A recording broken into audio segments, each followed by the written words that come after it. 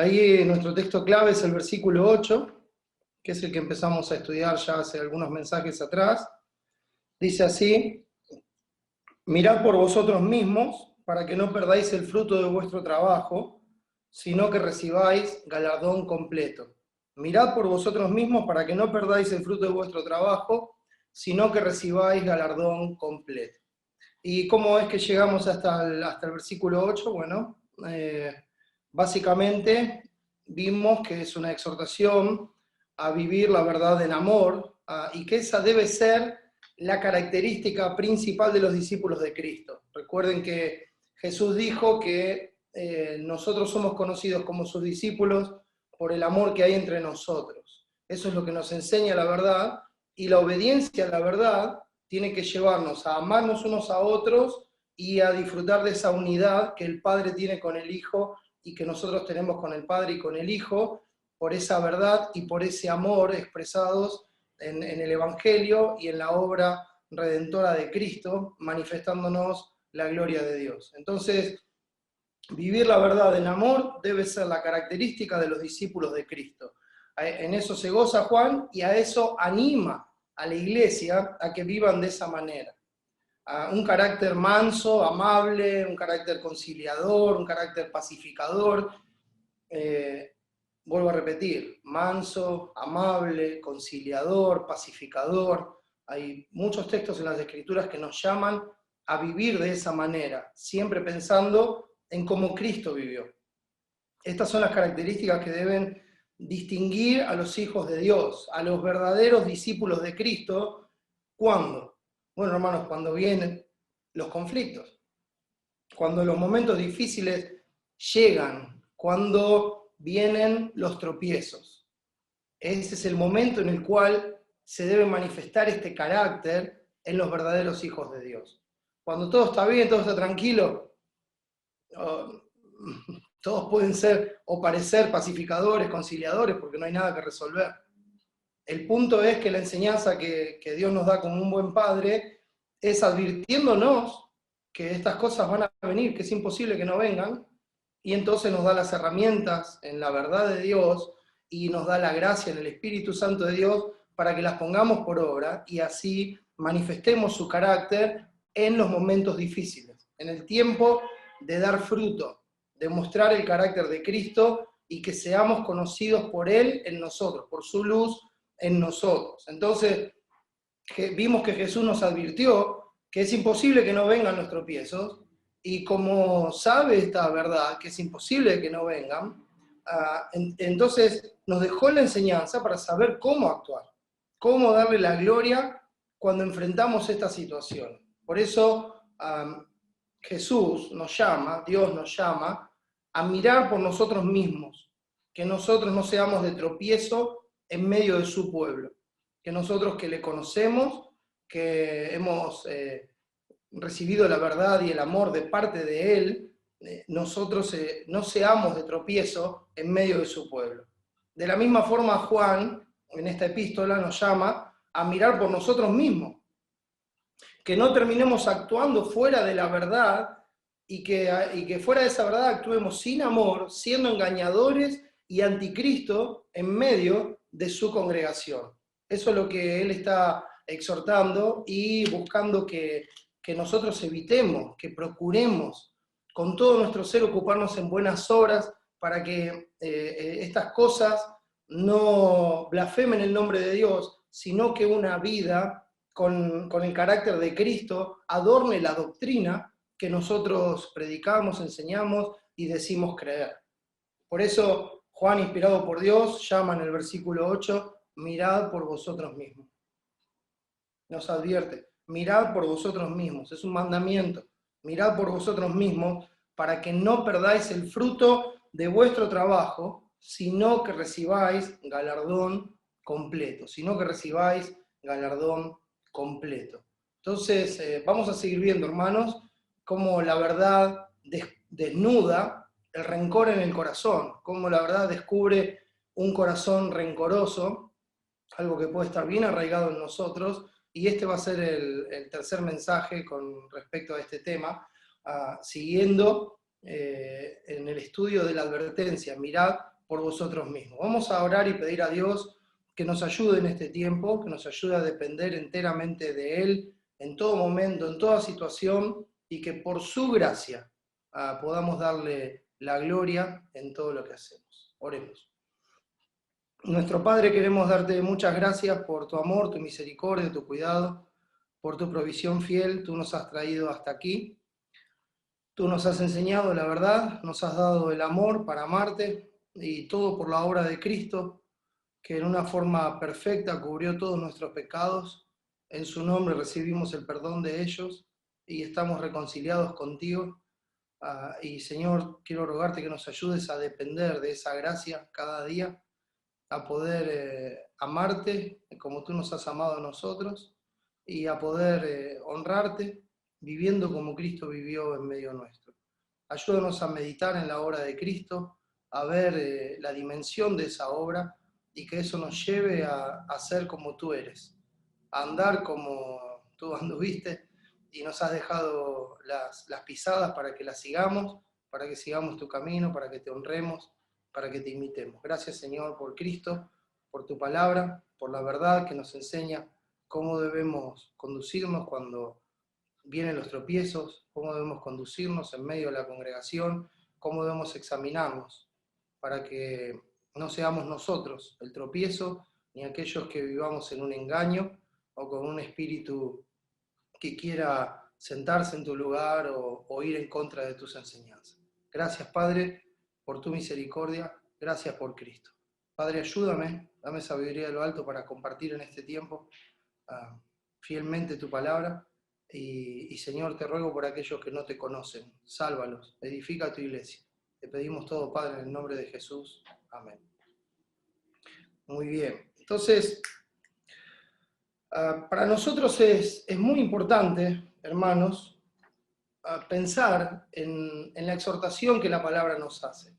Ninguna palabra, como ya vimos, es en vano. Dios nos habla por medio de la palabra y no tiene otro medio para hablarnos. Dios no nos habla ni por la circunstancia, ni por la experiencia. Dios nos habla por medio de la palabra. Cristo es el verbo, la palabra encarnada, y nosotros debemos tomar muy seriamente y prestar mucha atención. Como dice Santiago, el que persevera atentamente en la perfecta ley, la de la libertad, el que persevera, ¿no? El que se mantiene con mucha atención en la palabra, en la perfecta ley, la de la libertad, la ley de Jehová es perfecta, que convierte el alma. En ella es donde nosotros tenemos que prestar mucha atención, ser muy meticulosos. No debemos dejar ningún detalle librado al azar, no debemos hacer ninguna cosa apoyados en nuestra propia prudencia, sino que debemos examinar todas las cosas. Lamentablemente, mis hermanos, hoy día vemos un cristianismo que podríamos definir como triste, un cristianismo triste. Y lo digo en reglas generales, por lo que normalmente se conoce como cristianismo. No estoy diciendo que el cristianismo sea triste, sino que lo que se conoce hoy como cristianismo es muy triste. Lamentablemente, el pseudo cristianismo de hoy, los que a sí mismos se llaman cristianos, lamentablemente no representan a Cristo. Siempre que pensamos en el cristianismo tenemos que volver a esa primera vez que a los discípulos de Cristo se los llamó cristianos, allá en Hechos 11. Saulo y Bernabé habían enseñado la palabra y se habían congregado con ellos por todo un año, y la palabra transformó su vida de tal manera que cuando los demás los veían decían, esos son cristianos. A los discípulos se los llamó cristianos por primera vez, allí en Antioquía. Fue la primera vez que se usó esa palabra, y ahí es donde nosotros tenemos que encontrar la definición de la palabra. Esos pequeños Cristos, esos seguidores de Cristo, se los veía como discípulos de Cristo, por su comportamiento, por su andar, por su forma de conducirse. Su conducta era fundamental. Y a eso me refiero cuando hablo de un pseudo cristianismo de hoy, que es un cristianismo en su gran mayoría triste, y ahora voy a explicar por qué lo digo, y que no representa a Cristo, porque eso no es cristianismo. Eso no es ser un seguidor de Cristo, no es ser un pequeño Cristo, no lo es. Se vive un cristianismo, y lo digo entre comillas, Porque, otra vez, si consideramos el concepto bíblico de cristianismo, de lo que voy a hablar, aunque se llama cristianismo, no es un cristianismo por sus propios hechos. O sea, lo dicen con las palabras, pero con sus hechos lo niegan, ¿verdad? Entonces profesa conocer a Dios, pero con sus hechos lo niegan. Entonces se vive un cristianismo, entre comillas, que no tiene nada que ver con Cristo.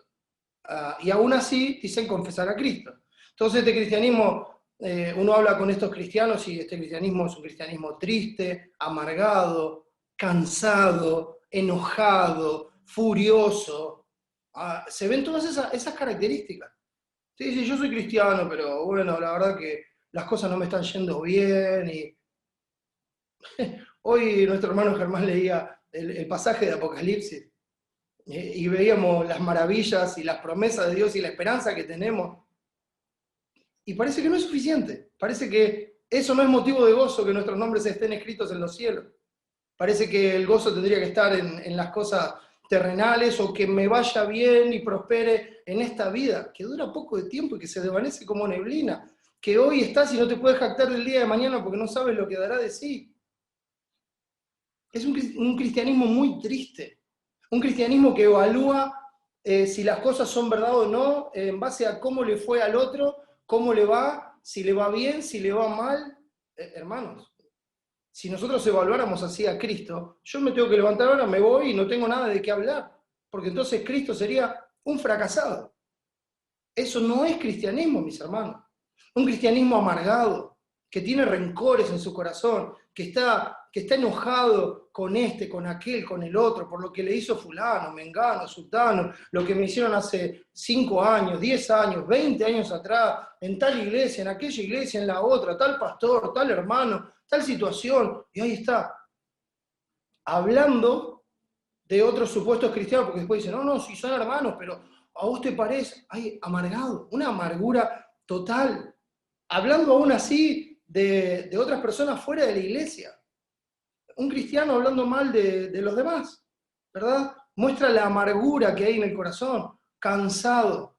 Sí, sí, yo sé lo que hay que hacer, pero la verdad que yo estoy cansado de estas situaciones, cansado. Mire, recuerde siempre esto. Si usted se cansó de vivir como Cristo, es porque usted está viviendo el cristianismo en su fuerza. Y eso se llama religión, no cristianismo.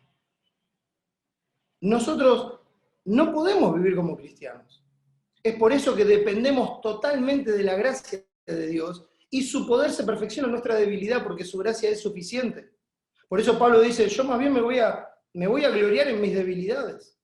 Porque cuando soy débil, entonces soy fuerte. Cuando yo reconozco que no tengo fuerzas para hacer lo que Dios manda, es cuando el Dios que creó todas las cosas multiplica las fuerzas al que no tiene ninguna. Y da esfuerzo al cansado, o sea, le da las fuerzas al que está cansado. Entonces, si nosotros nos mantenemos cansados, si no vamos a Dios, si no vemos nuestro pecado y pensamos que esa es la forma, la vida natural de un cristiano, estamos cerrando el camino. Porque la Biblia no describe eso. Hemos visto a nuestros hermanos a lo largo de la Escritura que hay momentos en los que se cansaron. ¿Sí? Hay momentos en los que estuvieron agobiados. Hay momentos hasta en los que pidieron la muerte. Y Dios los reprendió. Y los reprendió por su pecado, pero al mismo tiempo los fortaleció, los levantó y los sostuvo hasta el final porque eran sus hijos. No digo que en algún momento no nos podemos sentir cansados, pero cuando nos sentimos cansados es cuando tenemos que examinarnos y decir, ¿cómo estoy cansado? Si las fuerzas de Dios son infinitas, si Él es el que me sostiene, si es su gracia en la que hago las cosas, si es Jesucristo haciendo en mí lo que es agradable delante del Padre, ¿cómo es que estoy cansado? Es un momento para considerar y examinar nuestro propio pecado. Enojado, furioso, cuando una persona está todo el tiempo irascible. Bueno, es más una descripción de Isaías 57, 20, 21, cuando dice que habla del impío. El impío es como el mar en tempestad. Sus aguas arrojan cieno y lodo, sus almas no pueden estar quietas. No hay paz, dijo mi Dios, para el impío. Entonces está enojado, está furioso, está irascible, cualquier cosa lo hace explotar, cualquier cosa lo hace reaccionar. Eso no es cristianismo, mis hermanos. Nunca vimos a Cristo actuar de esa manera. Un cristianismo triste que hermanos, en lugar de aprovechar el tiempo porque los días son malos y ser sal y luz en este mundo, anunciado con sus vidas y con sus palabras. Anunciando con sus vidas y con sus palabras. O sea, el cristiano conoce la verdad porque Dios se la declaró, le dice, aprovechen bien el tiempo porque los días son malos. Entonces, sean entendidos en cuál sea mi voluntad, dice Efesios 5. Nos enseña cómo se aprovecha bien el tiempo, teniendo un discernimiento claro de cuál es la voluntad de Dios y dándole la gloria. Se aprovecha en los días porque son malos, son días malos, son días cargados, difíciles los que nos tocan vivir. Y esto nos agobia, está a nuestro alrededor, nos presiona. Entonces nosotros como cristianos que sabemos la verdad, porque Dios nos la dijo de antemano, porque nunca nos prometió un camino de rosas, sino un camino angosto con piedras y espinos, ese es el camino de la voluntad de Dios en este mundo, y es un camino que tiene un final gozoso, y es un camino en el cual no nos podemos extraviar, y no vamos a quedar caídos porque es Dios el que nos sostiene con su diestra. Y eso debe ser nuestro gozo, nuestra esperanza, lo que nos sostiene, lo que nos levanta, la gracia es suficiente para cada día. Pero en lugar de aprovechar los días, porque son malos, de aprovechar esos días para hacer sal y luz en este mundo, anunciando con nuestras vidas y con nuestras palabras las virtudes de aquel que nos llamó de las tinieblas a su luz admirable, contándole a todos cuán grandes cosas el Señor ha hecho con nosotros y cómo ha tenido misericordia de nosotros. En lugar de estar aprovechando eso, lo único que sale de los labios de este cristianismo, y es muy visible en sus vidas, no solamente lo dicen, sino que además es muy visible. Hola hermana, ¿cómo estás? Bien, pero bueno, si te cuento lo que me está pasando. La sonrisa dura 30 segundos. Es como una sonrisa impuesta, ¿no? Entonces uno está con buena cara, bien, ¿cómo estás, hermano? Bien, bien, gracias a Dios, bien. ¿Y por dentro?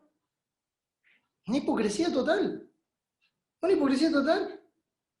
Entonces lo que sale de sus labios es amargura, es tristeza, es enojo, es rencor, reproches, murmuración.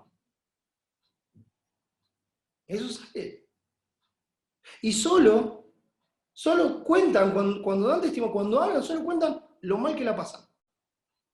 Parece ser su único tema de conversación. Lo mal que la pasan, lo que les toca sufrir, lo mal que los trataron acá, allá, cómo su situación es especial y por esa situación especial no pueden vivir su cristianismo.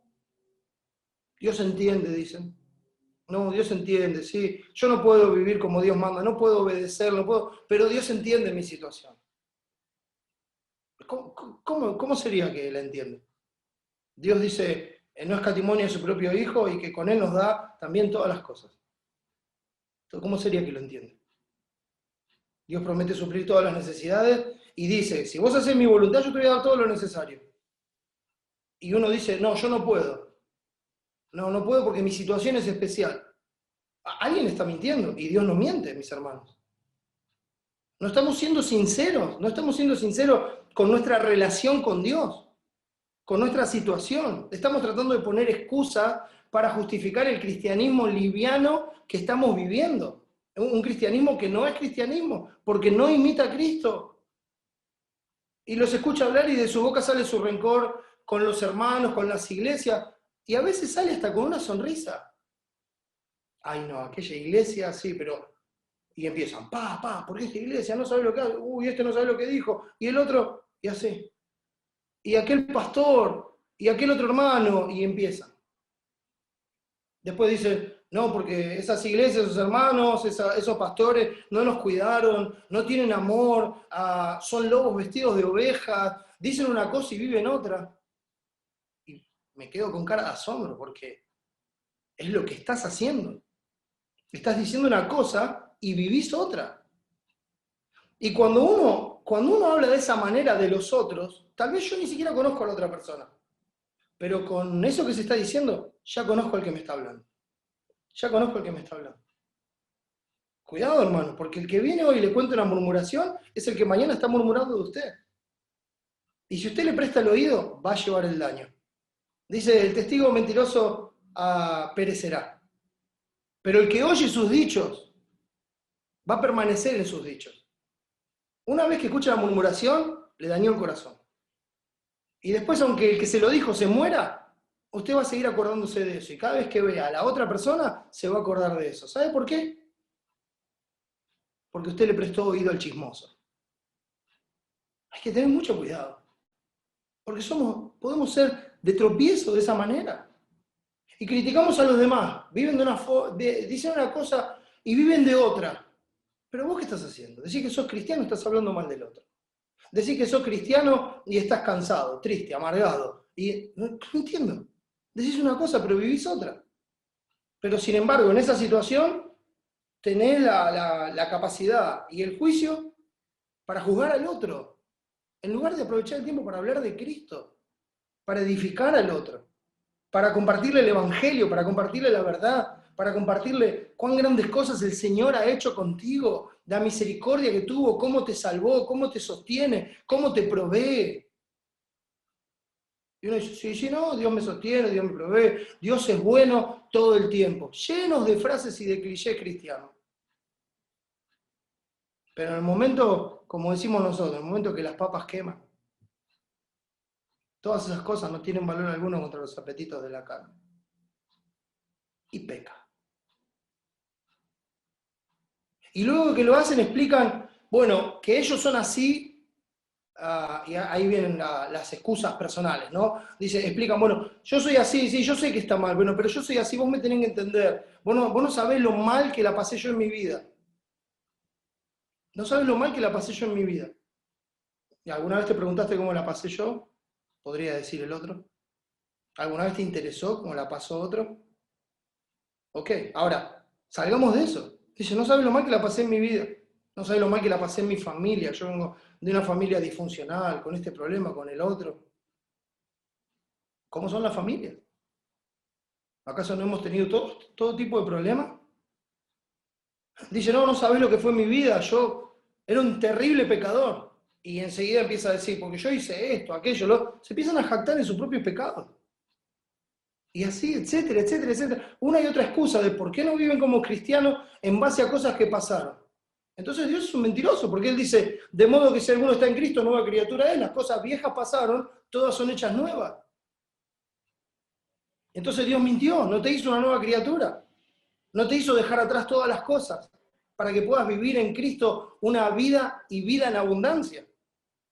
Una vida de gozo, de esperanza, de reposo. No tienes reposo en tu alma. No puedes descansar. Vives agobiado, angustiado, triste, cargado, molesto. ¿Dios falló? No, hermanos, Dios no falla. Dios no falla. Recuerde siempre Romanos 3. Antes bien, sea Dios veraz y todo hombre mentiroso. Decir a la verdad una y otra vez. Tratan de justificar su incapacidad para amar. O sea, no pueden amar. Y la palabra, como vimos en 1 de Juan, el que no ama, no ha conocido a Dios. Entonces, como ven que no pueden vivir como cristianos, tratan de justificar con un montón de razones que no pueden vivir como Dios manda. Es orgullo religioso, mis hermanos, y hemos hablado de esto en los mensajes anteriores. ¿Cuánto daño ha hecho, mis hermanos, la psicología a la iglesia? Algunos piensan que la iglesia es un centro de terapia y que el pastor o los pastores son los terapeutas. Por favor, hermano, no haga eso. Llévele las cargas al Señor. Pida consejo con la palabra, pero las cargas lléveselas al Señor. No son los hombres los que van a llevar las cargas. No son los hombres los que van a decidir las situaciones. No, los hombres tienen que buscar la guía de la palabra y aconsejar a quien pida el consejo en cómo llegar a Dios. No a tal o cual iglesia o cómo resolver tal o cual situación. No, el punto es que el consejo debe ser para ir a Dios. Porque Él es el único que puede dar el descanso. Él es el único que puede sostener. El único que puede ayudar. El consejo tiene que ser ahí. No tiene que ser una cuestión personal, mis hermanos. No es un lugar de terapia donde hablo con el hermano y, ¿sabes qué? Necesitaba descargarme. Eso no es cristianismo, mis hermanos. Necesitaba descargarme y llenar tu corazón de un montón de mi pecado para que Eso no está bien, hermano. Eso termina siendo de tropiezo para el otro. Eso no se hace. Es el Señor el que llevó todos nuestros pecados, toda nuestra maldad, todas nuestras angustias, todas nuestras culpas en la cruz del Calvario.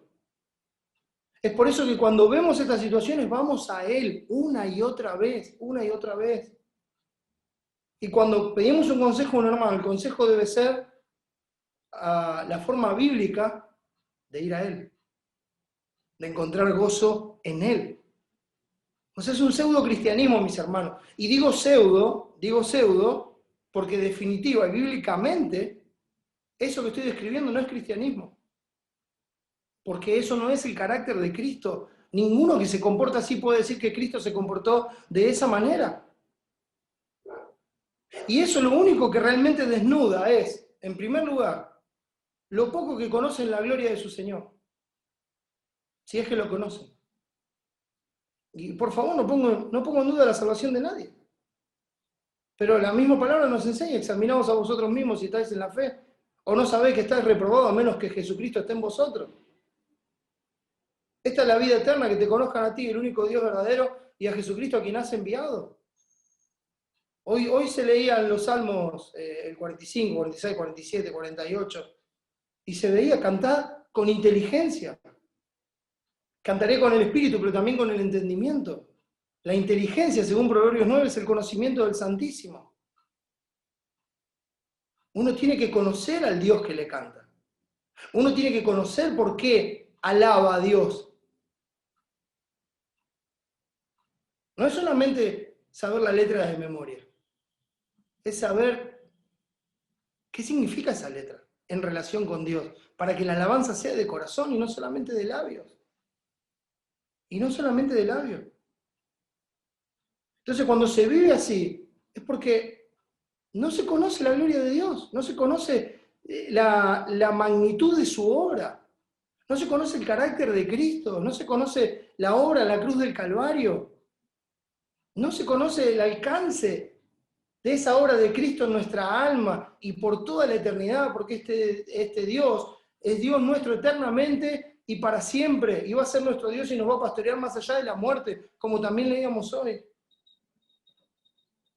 No se conoce a un Dios que es fiel, que es verdadero, que no abandona, al cual nosotros echamos sobre Él nuestra carga y Él nos sustenta, al cual vamos una y otra vez sabiendo que Él es fiel y justo para perdonar nuestros pecados y limpiarnos de toda maldad. No se conoce. Ese tipo de confesiones, ese tipo de actitudes y de comportamientos manifiestan lo poco que conocen de la gloria de su Señor.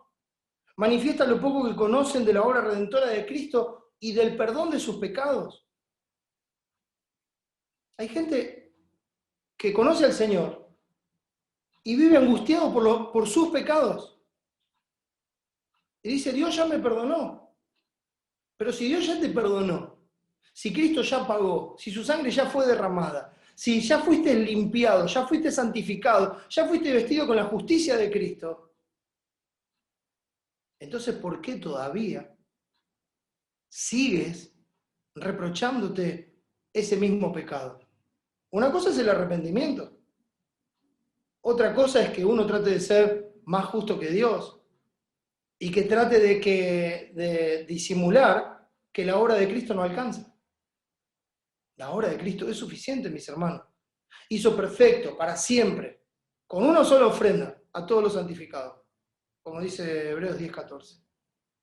Con una sola ofrenda hizo para siempre perfectos a todos los santificados. Y eso tiene que llevar todos los pecados, tiene que llevar el rencor, los reproches, tiene que llevar todo. En tercer lugar, lo que estas actitudes muestran es el rencor y la amargura que en ellos hay por la incapacidad de perdonar. No se pueden perdonar ni siquiera a sí mismos. Y esto tiene una razón de ser. Porque al no poder perdonarse a uno mismo, aún el propio pecado de uno se vuelve un tormento. Se vuelve un tormento. Y si no podemos ni siquiera perdonarnos a nosotros mismos, en base al sacrificio de Cristo, cuando digo perdonarnos a nosotros mismos, no es que no nos importa el pecado.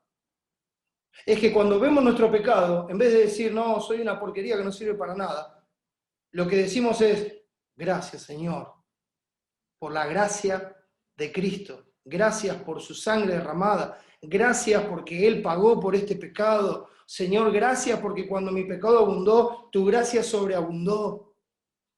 A eso me refiero.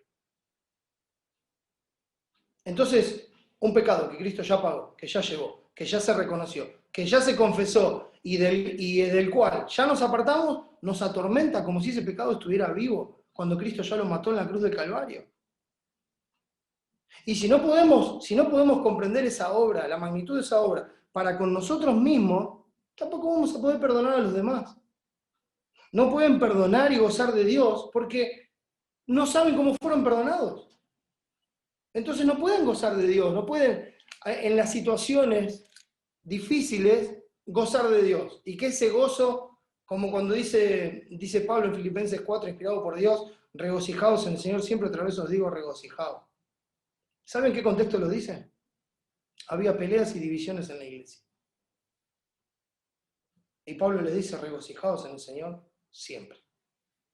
Otra vez os digo, regocijaos. Está rogando que sean de un mismo sentir, que se ayuden mutuamente. ¿Cuál es la clave? Regocijaos en el Señor siempre. Otra vez os digo, regocijaos. Entonces, como no hay gozo en el Señor, como no está ese regocijo en el Señor, sale a la luz todo lo demás. En muchos casos, aún estas mismas personas, estos pseudos cristianos, o nosotros mismos, siendo cristianos y pecando de esta manera, sabemos muchos textos de memoria, sabemos mucha Biblia y muchos textos que hablan sobre el perdón de los pecados, pero nunca pudimos disfrutar de qué se trata. Nunca pudimos vivirlo. Vivir esa paz que Cristo nos ha dado.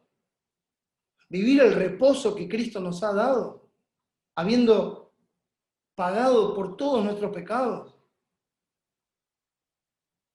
En vez de ir a Él, vamos a nosotros mismos. En vez de ir a Él y descansar en Él y gozarnos en Él, en cada momento que estas cosas pasan, vamos a nosotros mismos, a nuestra propia justicia, a lo malo que somos, etcétera, etcétera, etcétera. Y cuando hacemos eso, es por la falta de conocimiento de la obra de Dios, que, hermanos, está en su palabra, no es que uno lo tiene que buscar en otro lado o hacer un curso, lo tiene en la Escritura. Y la obra del Espíritu Santo nos lo recuerda constantemente. Entonces eso lleva a que no se puede perdonar a los demás. Esa es la razón. Entonces Juan, inspirado por Dios, trata con el peligro que esto trae dentro de la iglesia. Dentro de la iglesia. No fuera. La epístola que estamos viendo, ya lo hemos hablado, esta advertencia, esta exhortación es dentro de la iglesia. Dentro de la comunión en Cristo. Y dentro de la iglesia habla de los engañadores y anticristos. Lo habla en ese contexto. Por eso, mis hermanos, el ánimo, la exhortación, es andar en verdad y amor, porque es así como se contrarresta, cómo se lucha, cómo se hace frente, cómo se resiste contra el engaño, contra el que está engañando, contra el que es un hipócrita y está causando división entre los hermanos, división en la iglesia,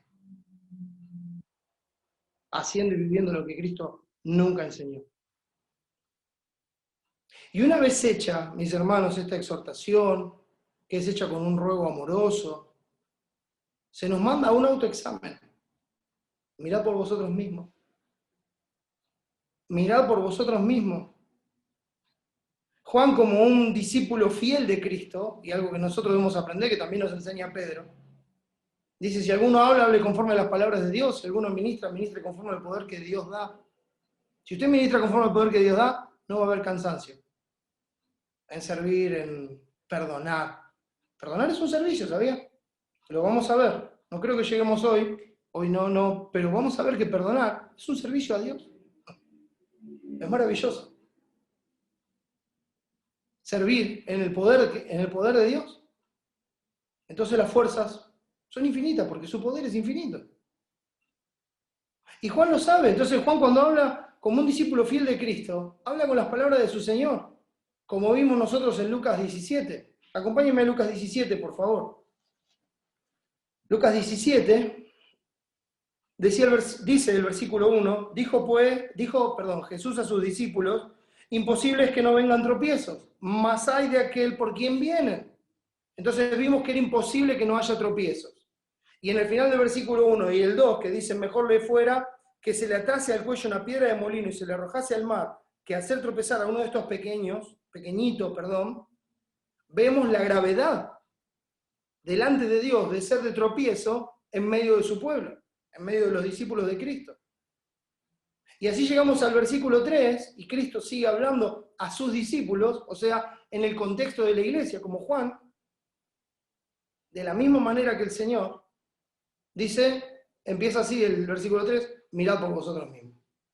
Mirad por vosotros mismos. ¿Por qué, hermanos? Porque sin perdonar, sin arreglar las cosas, sin resolver el conflicto, sin amar, obedeciendo a Dios en cómo se resuelve el conflicto, a eso me refiero, porque Dios da indicaciones muy claras de cómo resolver el conflicto. Y si uno no resuelve el conflicto según Dios lo está guiando a uno por medio de la verdad, entonces no está amando a Dios. Y ahí tiene el verdadero conflicto. No está amando a Dios. No ama a Dios. Entonces después todo lo que va a hacer, lo va a hacer sin amor. Y no lo puede hacer en el nombre de Dios. Porque no está amando a Dios. Y cuando uno es así en medio de la congregación, entonces tú eres el tropiezo de la iglesia. Cuando andamos así, nosotros somos el tropiezo en la iglesia. Por eso, mirad por vosotros mismos. Mira lo que dice el resto del versículo 3. Si tu hermano pecare contra ti, repréndele. Y si se arrepintiere, perdónale. Si tu hermano pecare contra ti, repréndele. Y si se arrepintiere, perdónale. Es interesante, ¿no? Si tu hermano pecare contra ti, ¿a quién le habla el Señor? ¿Al ofendido o al ofensor? Esto es fundamental para entender de qué se trata. ¿De a quién le está hablando? Le habla claramente al ofendido. Lo que Dios le está diciendo es, y lo que Dios nos está diciendo es, si el otro empieza, vos lo terminás. Si el otro empieza, es tu responsabilidad ir a resolver el conflicto. Es tu responsabilidad ir y solucionar este problema en tu corazón. No debemos olvidar que este es un problema del corazón. Por un momento acompáñenme a Mateo 5, guarde Lucas 17 que ya volvemos, pero voy a leer el texto que vimos hace un par de mensajes atrás, Mateo capítulo 5, el versículo 21, y otra vez viendo que es un problema del corazón. Cristo está mostrando cuál es el espíritu de la ley, no está hablando solamente de las acciones, sino que está hablando de cuál es el espíritu de la ley que Dios está dando, cuál es el propósito.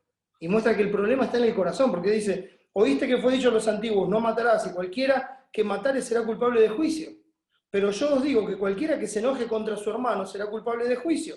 Cualquiera que diga necio a su hermano será culpable ante el concilio, y cualquiera que le diga fatuo quedará expuesto al infierno de fuego. O sea que es bien grave, porque esto pasa en el corazón.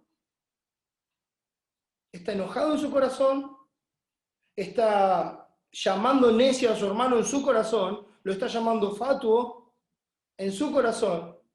Y Dios dice, si vos te mantenés en esa actitud, estás expuesto al infierno de fuego, porque un cristiano, un hijo de Dios, un bienaventurado, no procede de esa manera. ¿Cómo procede? Dice, por tanto, si traes tu ofrenda al altar y allí te acuerdas de que tu hermano tiene algo contra ti, ¿ve? Usted está ocupado en su ofrenda. Y ya dijimos que esto no es solamente el dinero, sino el hecho de presentarnos a nosotros mismos como una ofrenda, como un sacrificio vivo, santo, agradable a Dios, que es nuestro culto racional. Entonces se trata de eso, ¿no? Entonces yo voy a presentar mi ofrenda, me voy a presentar a mí mismo como ofrenda, voy a presentar una ofrenda, lo que fuera. Pero cuando voy a llevar la ofrenda no es recibida. Si yo estoy haciendo esto y estoy tratando de vivir para el Señor y me acuerdo, o sea, hay algo que viene a mi mente, viene a mi mente, viene a mi mente, viene otra vez, dice, ¿te acuerdas que tu hermano tiene algo contra ti? deja allí tu ofrenda. Espera, para lo que estás haciendo.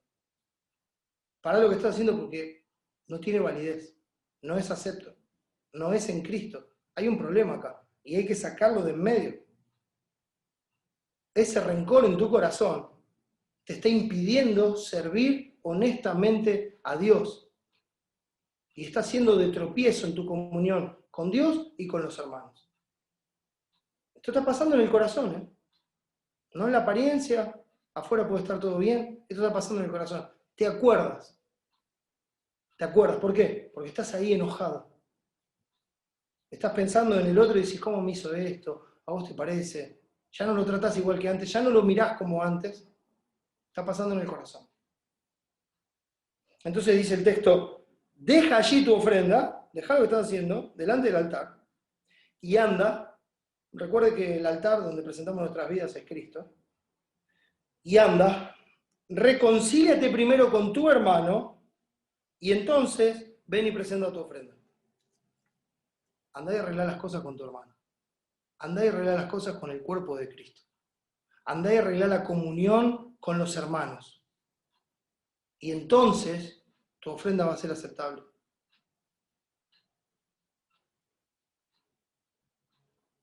Entonces uno dice, pero yo no le dije necio, no le dije fatuo. No, no, claro, no se lo dijiste en la cara. El problema está en el corazón. Si te acuerdas, si no lo puedes sacar de tu corazón, si vuelve una y otra vez, si estás matando una y otra vez en tu corazón a tu hermano, tu ofrenda, a tu vida, no es acepta. De eso se trata. Ese es el punto. Daña tu comunión con Dios, daña tu comunión con el hermano y daña tu comunión con la iglesia. Daña la comunión con la iglesia. Porque hay una apariencia, ya no es una comunión honesta, sincera. Es una comunión que está ocultando algo. Lo está ocultando, está tratando de que parezca que está todo bien cuando no está todo bien. Usted tiene que recordar el caso de Acán, siempre acuérdese de eso. ¿Quién se iba a dar cuenta entre, no sé, 2 millones de personas que había uno que se había quedado con un lingote de oro y un manto babilónico? Pero esa congregación no pudo tener la victoria contra un enemigo menor, porque estaban ocultando el pecado en la congregación. Y nadie lo sabía, solo Acán. Claro, y Dios, que lo puso en evidencia. No podemos pensar que son cosas menores y que no nos van a traer problemas, porque los van a traer. Aunque disimules, aunque disimules que está todo bien, la hipocresía endurece por dentro el corazón. Va endureciendo el corazón por dentro. Lo va insensibilizando. Ya después ni la palabra se mella. Al contrario, te enoja la palabra. Este rencor en el corazón nos impide disfrutar de Dios, nos impide disfrutar de la iglesia, de la comunión, de la oración, de la palabra. No lo podemos disfrutar. Es más, hasta nos molesta. Nos molestan los hermanos, nos molesta que siempre se hable de Dios, nos molesta que las cosas siempre se lleven a la Escritura, nos molesta. Nos pasa a todos cuando estamos mal, cuando estamos tratando de disimular lo que realmente pasa, cuando no estamos reconociendo el pecado y confesándolo. Nos ponemos así, de esa manera, como tratamos de ocultar las cosas. Nos ponemos de esa manera. Este rencor en el corazón impide el disfrute de Dios. Y esa es la razón. Sí, es cierto. Está así, pero igual va la palabra, la lee, pero parece que los únicos versículos que resaltan en la Biblia son aquellos textos que dicen, defiéndeme de mis enemigos, Señor. ¿No? Señor, defiende mi causa, tú sabes lo que estoy sufriendo. Señor, muchos se levantan contra mí, mira, Señor, sus amenazas, mira mi justa causa, y así todo el día. Parece que todos los textos fueran así. Parece que eso es lo que resalta en la Escritura. Ya no ve a Dios, solamente ve su sufrimiento. Está viendo en ese momento lo injusta que es la vida con él, con ella, como quiera. Hermano, hermana. Qué injusta que es la vida. Y se pregunta, y le pregunta a Dios, ¿por qué me pasa esto a mí? ¿Se da cuenta? O sea, tenemos un concepto muy alto de nosotros mismos. Es como terminar delante de Dios diciéndole, tantos años te sirvo, no habiéndote desobedecido jamás. ¿Se acuerda del hermano mayor en la parábola conocida como la del hijo pródigo? Cuando ve al hermano venir arrepentido y ser recibido, y en vez de gozarse con eso dice, esperá, yo que siempre hago todo bien, yo merezco otra cosa, yo merezco otra cosa. Oh, sí, sí, sí, claro que sí. Sin duda merecemos otra cosa, sin ninguna duda. Miren, hermano, piénselo así, el único que podía quejarse y decir justamente, o sea, con total justicia, yo merezco otra cosa, era Jesús. Es el único que nunca hizo maldad ni hubo engaño en su boca, que siempre hizo la voluntad de Dios, que siempre cumplió con la ley de Dios, que siempre agradó a Dios, que Dios siempre estuvo con él. Es el único que podría haber dicho, ¿por qué me pasa esto? No, no es justo. El único. No merezco esto, estoy haciendo todo bien. ¿Por qué el mal? Es el único. Ahora, si él, el Maestro y Señor, el justo, santo y puro, pasó lo que pasó. Bueno, él lo hizo por amor a Dios, al nombre de Dios, a la gloria de Dios, y no se quejó. No se quejó. Porque su comida era la voluntad del Padre y terminar la obra que él lo había mandado a hacer. Entonces él no se quejó. Ahora, cuando uno se queja en ese estado rencoroso, mis hermanos, aún la mirada de la palabra es humanista, está centrada en sí mismo. Por eso es que solamente resaltan estos textos. Parece que los textos, esto es apropiado para lo que me está pasando, porque el otro fue injusto conmigo, porque aquel me maltrató, porque aquel... Parece que todos los textos llevaran a eso. Y lo peor de todo es que usamos los pasajes que hablan de la justicia de Cristo, porque esos pasajes que mencioné hablan de la justicia de Cristo. Hablan de lo que les acabo de decir, Él era justo en todo. Hablan de la justicia de Cristo y usamos esos pasajes en lugar de usarlos para hablar del Señor y decir, pero Él pasó cosas peores que yo, mirá, lo que yo estoy pasando no es nada, no me voy a quejar, yo merezco muchas cosas peores que esto, Él no merecía nada y lo pasó todo. Y en lugar de hacer eso, no, los usamos para expresar lo que nosotros sentimos, como si hablaran de nosotros los pasajes. Tergiversamos las Escrituras, las humanizamos para tratar de justificar lo nuestro. Terminamos en una hipocresía tremenda. Fuimos salvados por gracia. Fuimos rescatados cuando íbamos directo a la condenación. Fuimos renacidos, o sea, Dios nos hizo renacer cuando estábamos muertos en delitos y pecados. Fuimos perdonados cuando no teníamos esperanza. Y ahora creemos que merecemos otra cosa, que merecemos que nos vaya mejor en este poco tiempo de vida que queda. 70, 80, los más robustos, póngale 100. Compare eso con la eternidad y se va a dar cuenta que no es más que un granito de arena en una playa. No es nada. Son apenas un puñado de años y no sabemos si vamos a llegar. No lo sabemos. Nosotros merecemos otra cosa. El justo, santo y perfecto padeció haciendo la voluntad de Dios. Sufrió tal contradicción de pecadores, resistió hasta la sangre combatiendo contra el pecado, murió horriblemente haciendo el bien. Fue aplastado con ira como una maldición en la cruz, cargando culpas ajenas. ¿Y tú quieres que te vaya mejor? ¿Quieres pasarla mejor? ¿Que Jesús? ¿Que tu Señor? ¿Que tu Salvador?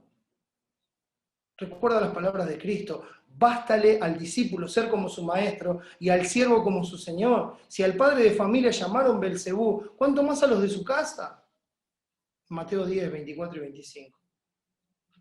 O el Señor enseñando en Mateo 5 cuando dice, bienaventurados sois cuando por mi causa os vituperen y persigan y digan toda clase de mal contra vosotros, mintiendo. Y eso es muy importante, que lo que dicen sea mentira. Porque si es verdad, el problema lo tenemos nosotros. Ahora, habiendo hecho esa salvedad, gozados y alegrados.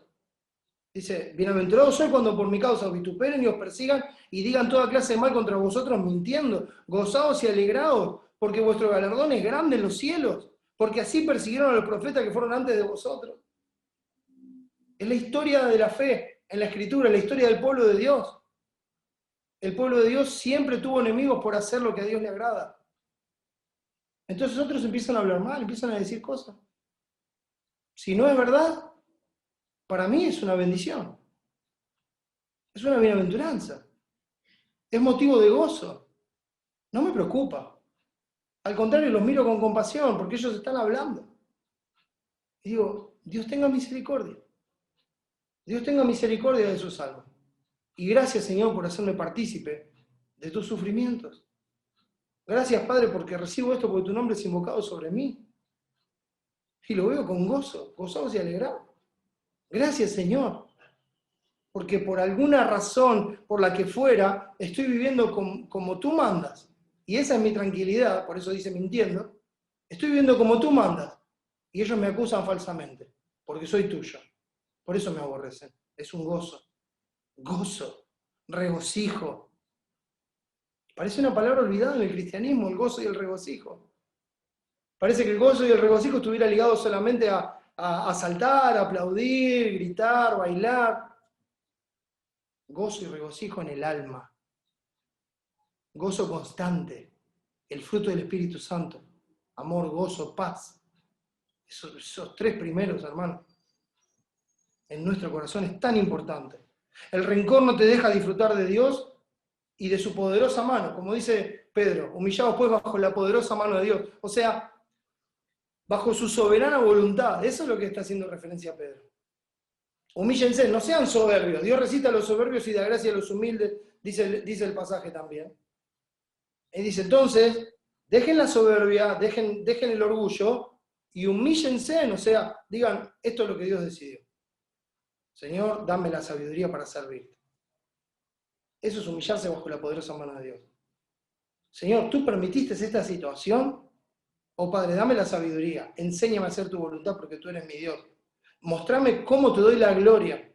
Guíame por tu verdad a darte la gloria en esta situación. Es horrible, me duele, la verdad que duele un montón, la estoy pasando mal, pero Padre, sé que es una oportunidad en estos días malos que tú me estás dando soberanamente para darte la gloria, para exaltar tu nombre, para engrandecer tu obra, para hablar de Cristo, para mostrar a Cristo en mi vida.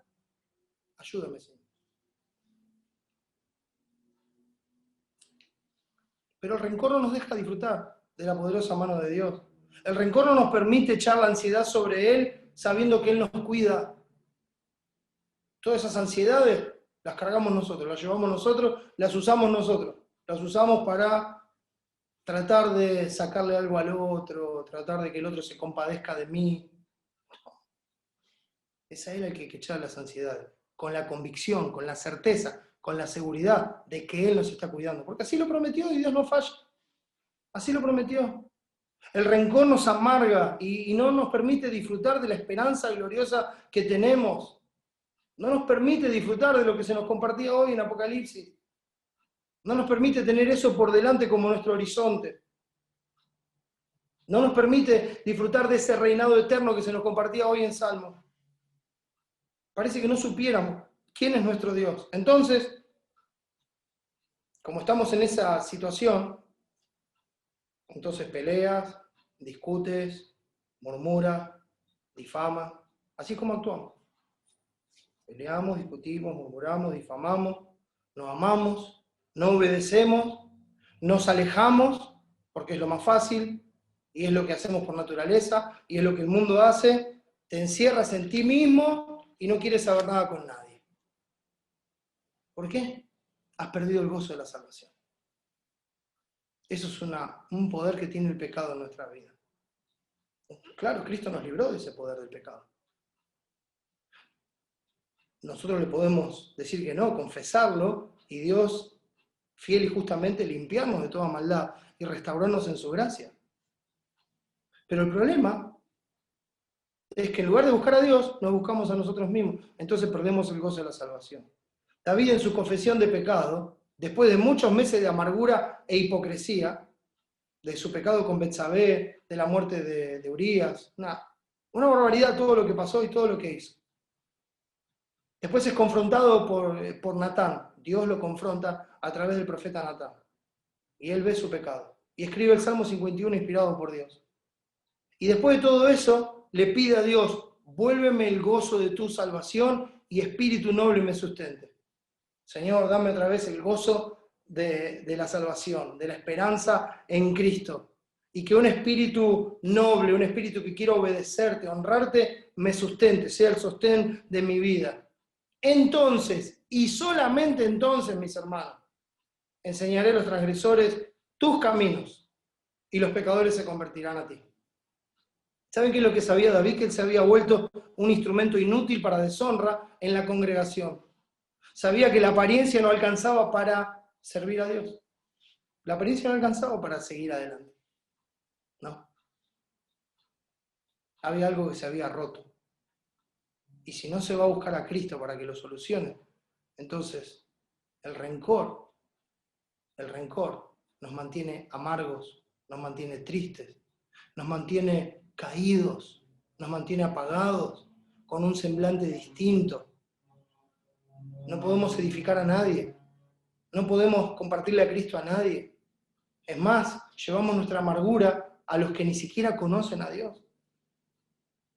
Después vamos y le decimos, pero si conoces a Cristo, tu vida va a cambiar. Gracias, como la tuya, no quiero saber nada. Y muchas veces el testimonio que damos y después hablamos del Evangelio. Hermanos, es totalmente inconsistente. Es por esto que Dios cuida a su pueblo, cuida a su iglesia y nos manda a examinar nuestro corazón. Mirad por vosotros mismos. Si qué hay en tu corazón. Resuena, mis hermanos, una y otra vez. Piénsalo, o sea, resuena una y otra vez lo que te hizo tu hermano. Estás ahí acordándote, pensándolo.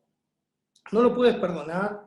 Te enoja constantemente. Ves a tu hermano y pensás mal contra él, aún sin que el otro lo sepa, ¿eh? Cuidado. Porque dice Proverbios 21, 24, y por favor, guarde esta cita. Guárdela, recuérdela, memorice el texto, téngalo en su corazón. Ponga la palabra sobre el corazón. Porque eso va a ir en contra de nuestra propia prudencia y va a enderezar nuestros caminos.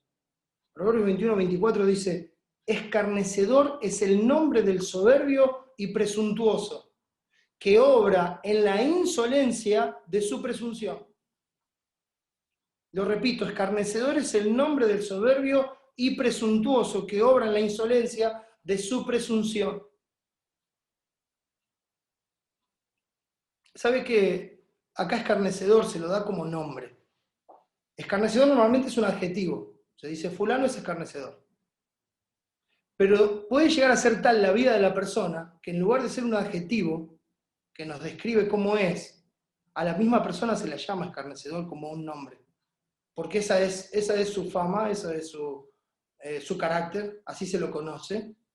Entonces ya se lo ve como un escarnecedor, uno se olvida del nombre, y es un escarnecedor. El nombre del soberbio y presuntuoso, al soberbio y orgulloso. ¿Y cuál es la clave? El otro día hablábamos del orgullo y la soberbia con algunos hermanos.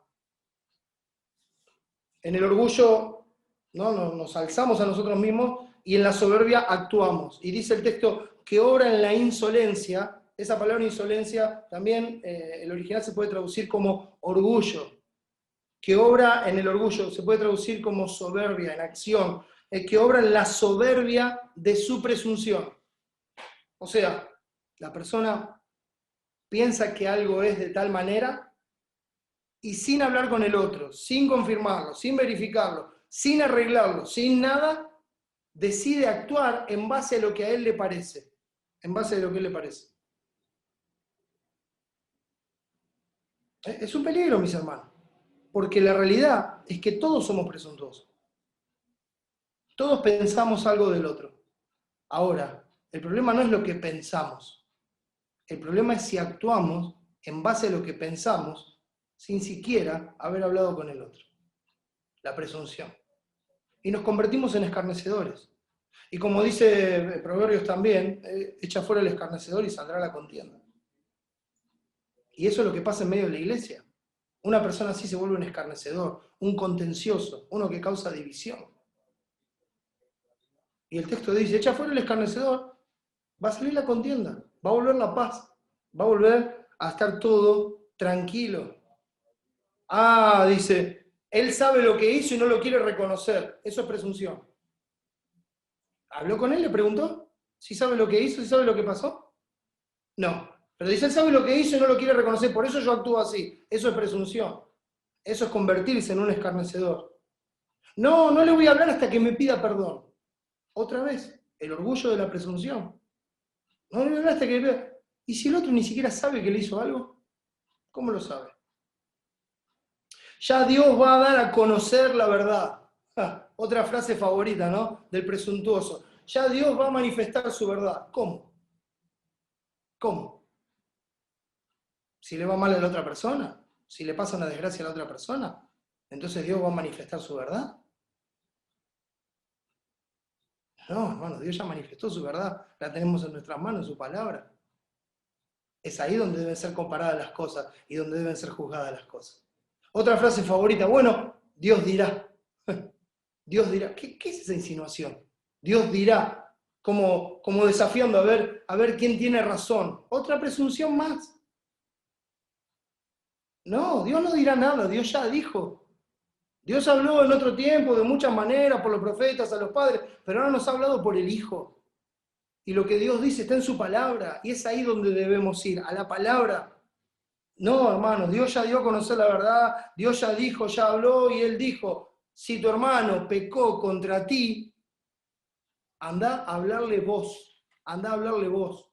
Obediencia, amor, verdad. Es un mandato del Señor. Es tu oportunidad de amar a Dios y amar al prójimo. Repréndele. Esa palabra repréndele, ese griego epitimao, significa poner honor sobre algo. Y esto es una reprensión que puede ser inmerecida.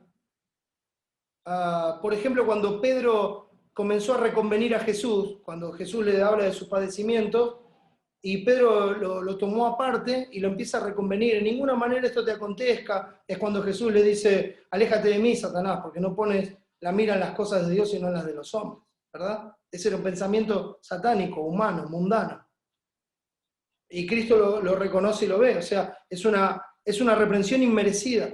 Es interesante esto, porque a veces nosotros vamos a reprender al otro y nos podemos dar cuenta que los que metimos la pata con nuestra presunción somos nosotros. Y que lo que pasó no era realmente lo que nosotros creemos que pasó. Y que el pensamiento del otro no era realmente el que nosotros pensábamos que el otro tenía. La presunción es un peligro, mis hermanos.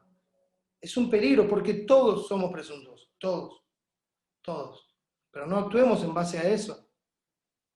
También esta palabra, epitimao, puede representar reconvenir a alguien, reprenderlo, y que sea ineficaz.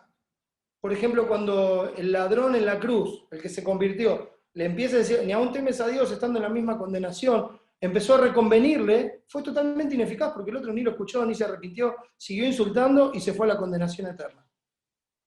¿Ves? Eso es lo que puede pasar. Por eso dice, si tu hermano peca contra ti, ve y repréndele estando tú y él solo. No sea soberbio, no sea orgulloso, no sea presuntuoso, vaya a hablar con amor, no juzgue según las apariencias, sino con justo juicio, con la palabra. Y cuando uno va a hacer eso, ¿qué puede pasar? Bueno, hermano, pueden pasar tres cosas. En primer lugar, puede pasar que fue un malentendido.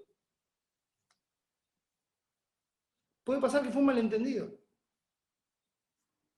Pudo haberse dicho o no dicho, o actuado, pero la otra persona explica, mira, la verdad que no me di cuenta, yo no pienso eso, no creo eso. Mirá, no sé cómo decirte. O sea, nunca fue la intención, no era lo que quería hacer, lo que quería. No sé por qué lo tomaste así, pero. Entonces uno se da cuenta que fue un malentendido, se piden perdón mutuamente, se solucionó ahí, has ganado al hermano. Ahora, también puede pasar que el otro reconoce su pecado y pide perdón. Sí, la verdad, hermano, mira, tenés razón, hice esto, no me había dado cuenta, o sí me di cuenta, y ahora veo que está mal, perdón, te pido perdón. Y recuerde que pedir perdón no es lo mismo que disculpa. Disculpa es cuando uno tiene una buena excusa para haber hecho lo que hizo. Y acá no hay ninguna buena excusa. Acá pedir perdón es reconocer la falta y pedir perdón por la falta.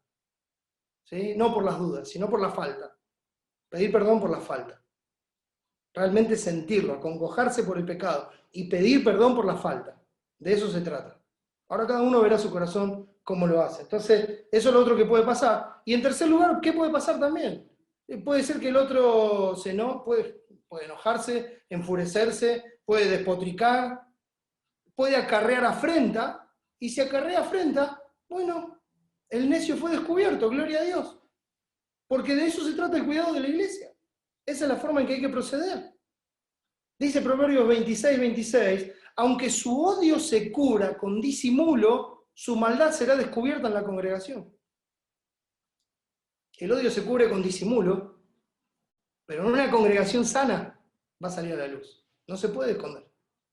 No se puede esconder. Porque se va a tratar con el tema.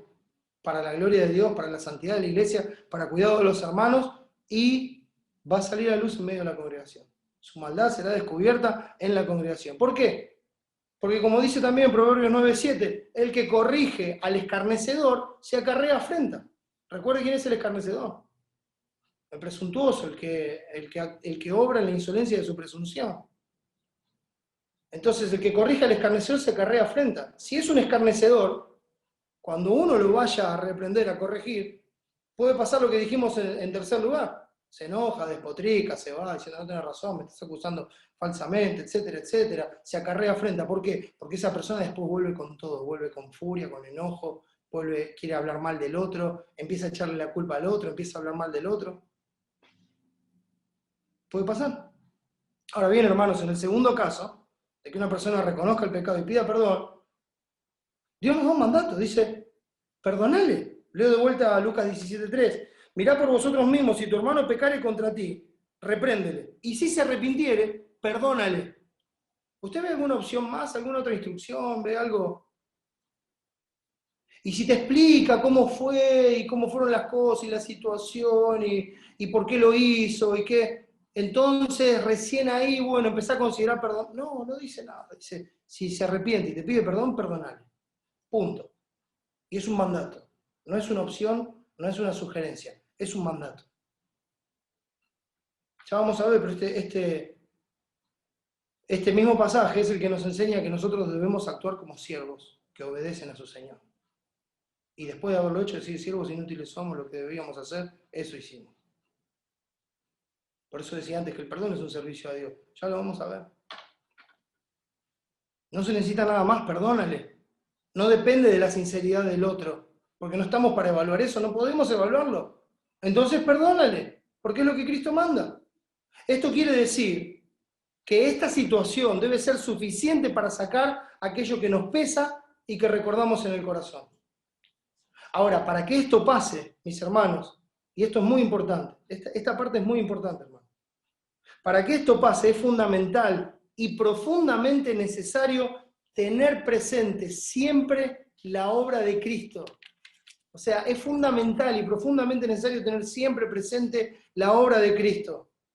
Si nosotros no recordamos constantemente cómo fuimos perdonados por Dios, nunca podremos llevar a cabo este mandamiento. Nunca lo disfrutaremos, siempre será una carga para nosotros perdonar. Efesios 4:32 dice, antes sed benignos unos con otros, misericordiosos, perdonándoos unos a otros. ¿Cómo? Como Dios también os perdonó a vosotros en Cristo. Jesús no está enseñando ni mandando algo que Él no haya hecho primero. Esto es fundamental, hermano. Esto es la obra de Cristo en su trato con nosotros. Él no nos está pidiendo algo que Él no haya hecho primero, que Él no nos haya dejado ejemplo, que Él no nos haya enseñado. Por eso, hacer esto es cristiano, porque es imitar a Cristo, es hacer lo que Cristo hizo. Hermanos, Dios es el que toma la iniciativa en la reconciliación. Dios es el que toma la iniciativa en la reconciliación. Si me acompaña por un momento a 2 Corintios 5, 2 Corintios 5, antes mencioné el versículo 17, lo voy a leer. De modo que si alguno está en Cristo, nueva criatura es. Las cosas viejas pasaron y aquí todas son hechas nuevas. Dice el 18, Y todo esto proviene de Dios. Todo esto proviene de Dios. Él es la fuente, Él es el origen, proviene de Dios, no de nosotros. No de nosotros, no hay nada nuestro. Todo esto proviene de Dios. No empieza jamás en nosotros. Proviene de Dios. ¿Quién, fíjese lo que dice, ¿quién nos reconcilió consigo mismo por Cristo? O sea, para ser una nueva criatura, Él nos reconcilió consigo mismo, nos reconcilió con Él mismo, como dice, por Cristo. A través de Cristo, por medio de Cristo, por medio de la obra de Cristo. Dice, y nos dio a los reconciliados el ministerio de la reconciliación. Vamos a verlo más claramente, dice el versículo 19, que Dios estaba en Cristo, nunca fuera de Cristo, sino en Cristo. Por eso hay que tomar conciencia y es fundamental tener presente la obra de Cristo. Que Dios estaba en Cristo reconciliando consigo al mundo, Dios con la iniciativa, proviene de Él. Él está reconciliando consigo al mundo, no tomándoles en cuenta a los hombres sus pecados. Recuerde que es solamente en Cristo. No hay ninguna otra forma de ser reconciliado con Dios. No hay muchos caminos, no hay otra forma de llegar, no tiene que ver con lo bueno que uno es, con lo moral, no tiene que ver con nada de eso. La religión no es una forma de llegar a Dios. No existe otra forma. El único que va a Dios es Cristo. Él dijo, yo soy el camino y la verdad y la vida, y nadie viene al Padre si no es por mí. Descarte cualquier otra opción o cualquier pensamiento porque va en contra del Evangelio. Si hubiera cualquier otro camino, el Evangelio no es Evangelio, se perdió. Si hubiera cualquier otro camino, la cruz no tiene sentido, se perdió. No hay otra forma. Y fíjese que de tal manera no hay otra forma que Dios tuvo que matar a su propio Hijo para salvar a los que creen en Él. Por eso dice, no tomándole en cuenta a los hombres sus pecados en Cristo y solamente en Él. ¿Sí? Él toma la iniciativa, todo proviene de Él, Él es el que reconcilia a los hombres que estaban enemistados con Él y lo hace en Cristo. Y nos encargó a nosotros la palabra de la reconciliación. ¿Cuál es la palabra de la reconciliación? El Evangelio, que dice, así que somos embajadores en nombre de Cristo, representantes de la patria celestial, aquí en este mundo donde solamente somos peregrinos, por eso no nos arraigamos acá, hacemos tesoros en el cielo, como si Dios rogase por medio de nosotros, somos instrumentos por medio de los cuales, cuando predicamos el Evangelio, Dios ruega a los pecadores que se arrepientan, que dejen su propia justicia, que dejen su pecado y que pongan la fe únicamente en la justicia de Cristo. Dice, como si Dios rogase por medio de nosotros, os rogamos en nombre de Cristo, reconciliaos con Dios. Y el versículo 21 dice, al que no conoció pecado, por nosotros lo hizo pecado, para que nosotros fuésemos hechos justicia de Dios en él. ¿Por qué? Porque él les había dicho, nos reconcilió consigo mismo por Cristo. Y acá dice que Dios estaba en Cristo reconciliando consigo al mundo. ¿Por qué? Porque Dios nos perdona, porque Él puso mi pecado en Cristo, castigó a Cristo como si fuera yo, derramó su ira sobre Cristo por mi pecado, pagó mi pecado, lo quitó de en medio y me reconcilió con Él.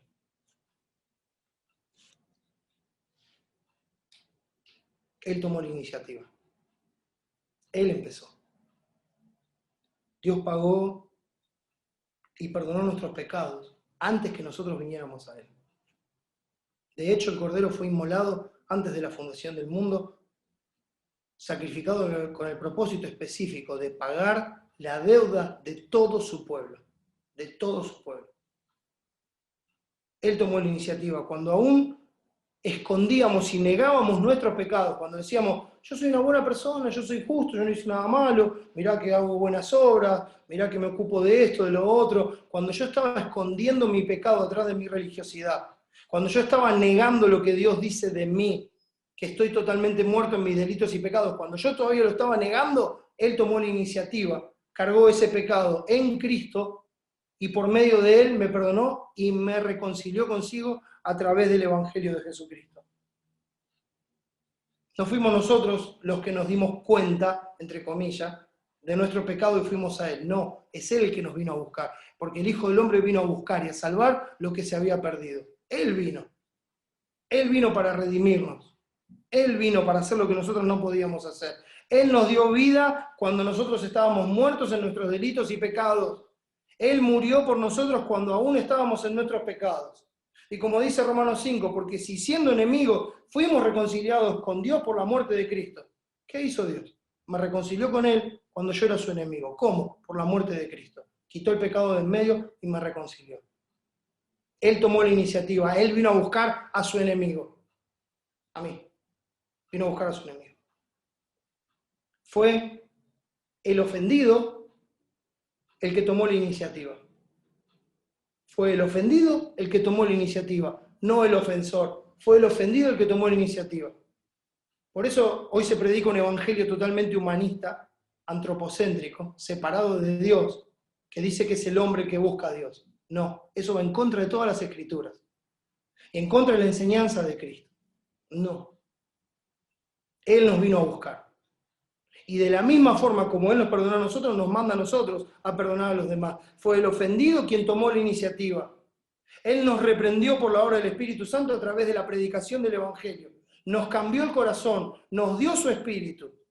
Entonces, por primera vez, quitó el velo de nosotros, vimos a Cristo, ahí a la luz de la gloria de Cristo, vimos nuestro pecado y ahí dijimos, he pecado, pero no reclamamos ni pedimos nada, dijimos, ten misericordia de mí. Dios es propicio a mi pecado. Y Dios nos perdonó. Nos reconcilió. Todo esto proviene de Dios. Nos hizo cercanos por la sangre de Cristo. Nos habló con amor cuando no lo merecíamos. Se sacrificó cuando lo menospreciábamos. Nos amó cuando lo aborrecíamos. Nos buscó cuando huíamos. Nos perdonó cuando todavía lo ofendemos. Todavía, actualmente, hoy día. Somos sus hijos, estamos perdonados y lo seguimos ofendiendo todos los días. Y con la ayuda de Dios hablaremos de eso en el próximo mensaje. Dios trata con nosotros cada día, mis hermanos, en base a la obra redentora de Cristo. Así es como Dios trata con nosotros todos los días. Y de la misma forma, nosotros, como hijos de Dios, como imitadores de Dios, por amor a Dios, por gratitud a Dios, debemos tratar a todos como Dios trata con nosotros. Los hijos de Dios son pacificadores y embajadores de la reconciliación, mis hermanos. Entonces debemos actuar como tales. Debemos actuar como tales. Por eso, antes de ir a hablar con el hermano y en base a la obra de Cristo, ¿sabe lo que tiene que pasar primero? Tenemos que haber perdonado en nuestro corazón al otro antes de ir a hablar con él. ¿Por qué? Porque si yo soy consciente de la obra de Cristo y me doy cuenta de la magnitud de mi pecado y lo que Dios me perdonó a mí, mi soberbia, mi orgullo religioso, y estoy hablando de lo que no se ve, porque muchos en nuestras vidas tenemos pecados que son muy evidentes y cosas que están a la luz, que Dios perdonó y a veces pensamos en esas nomás. Pero hay tanto orgullo, tanto rencor en nuestro corazón, tanta soberbia, tanta negación del pecado, que no pensamos en eso. Nos jactamos de las otras cosas, pero no pensamos en eso. Dios nos perdonó.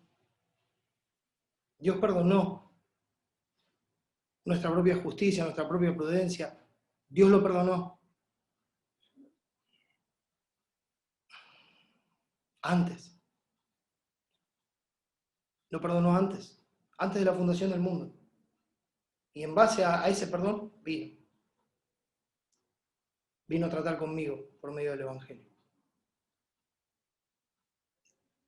Tenemos que haber perdonado al otro en nuestro corazón, porque es la única forma en la que vamos a poder ir y hablarle por amor a Cristo y por amor a la unidad de la verdad y la unidad de la iglesia, habiendo perdonado en nuestro corazón. Porque uno piensa y dice, después de todo lo que Dios me perdonó a mí, ¿qué es lo que yo no puedo perdonar?